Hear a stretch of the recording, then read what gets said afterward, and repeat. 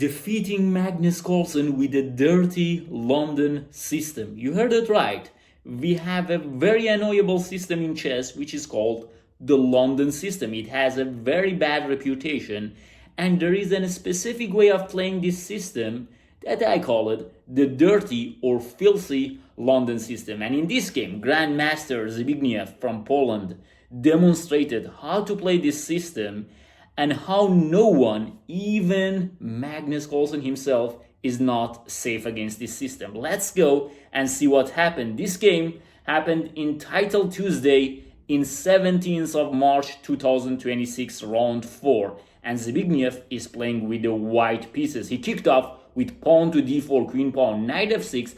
And basically in the London system, you don't care what your opponent doing. You just put the bishop on f4, and then you have this system: e3, c3, bishop to e2, knight to d2, h3, castle, sometimes a4 on the queen side. Let's see what happens in this game. And if you're not into chess openings, if you don't want to memorize so much, and if you don't know so many openings, this is a very great system for you, especially in rapid and blitz games. Let's see. Bishop to b7. Magnus fianchetto his bishop on the long diagonal. Now we have pawn to e3. The bishop is out. Now it's time for the other bishop. Pawn to d6, limiting the activity of this piece. Now he just plays h3.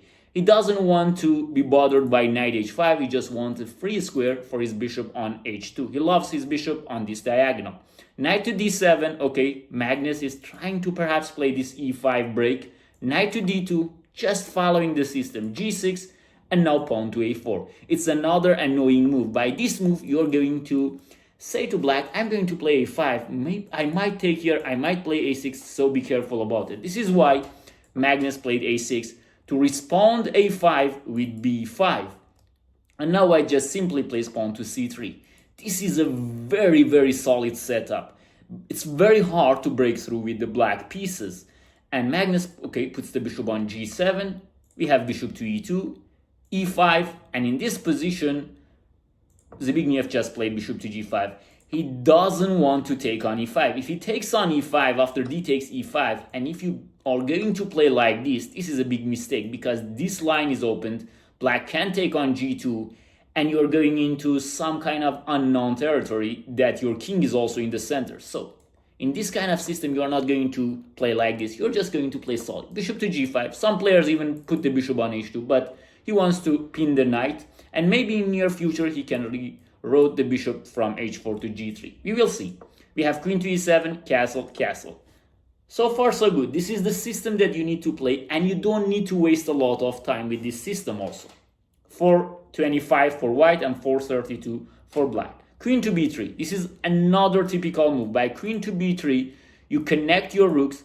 You want to put this rook maybe on e1, d1, and the other one on c1, but you also are trying to play e5 and putting a lot of pressure on this bishop on b7. We will see in the game. We have rook e8. Black is preparing some action in the center. Maybe e takes d4, maybe e4. White just simply plays rook to d1. It's not best move. You're not trying to play the best move. You're just trying to play okay moves. You're waiting for your opponent to crack. The same strategy that Magnus Carlsen is using in his games. Of course, in another way. But here White is just waiting. Just playing simple okay moves. Good enough moves. We have h6, and now the bishop is coming back. Bishop to h4.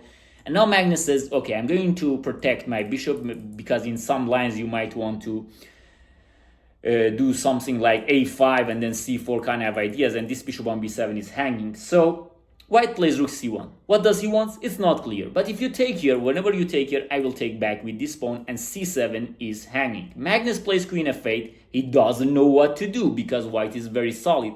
He doesn't want to commit to e4 because after that, this bishop will be shot down and the center will be closed. So he plays queen f8, and then White asks another question. I'm going to take here. What are you going to do? Magnus comes back, and now White putting another little pressure. By queen to a3, White might want to take here. And in some position might go for b4. But okay, Black plays rook to a8. Magnus doesn't know what to do. It's very strange that in this kind of setup, even Magnus is suffering. And look at this move. This is a wrong move. Engine says it's a mistake, but I like this kind of philosophy. He knows what to do. he puts a time pressure on Magnus Carlsen and he just shuffles the pieces. Queen to a3, queen to b3. This is the kind of dirty London that I'm talking about. White is doing nothing. He's just waiting. He puts a little time pressure. Black is trying to create ideas, but mostly when you try to create ideas, you're going to make mistakes. Okay, Magnus puts the rook on c8 this time. Bishop to f1. Just waiting, and white is still ahead on the clock. King to h7. White plays pawn to a5. And finally this a5 works. Black plays b5 and now c4. b5 is a mistake. Magnus cracks. He should have played e4, but already the position is bad. He plays b5 and now we have c4. And now you cannot take because of queen takes b7. And now black is in big trouble. He takes on d4, but he just takes back and everything is protected. And now we can see why he played bishop f1. He wanted to prepare this kind of c4. So when you take, I will take back. The bishop on e2 is not hanging. In the previous line, when the bishop was here, when the bishop on e2, if you go for the same strategy, then white cannot take back here because the e2 bishop is hanging. So he is preparing very, very little maneuvers. And king h7 is a mistake. Now goes for a5.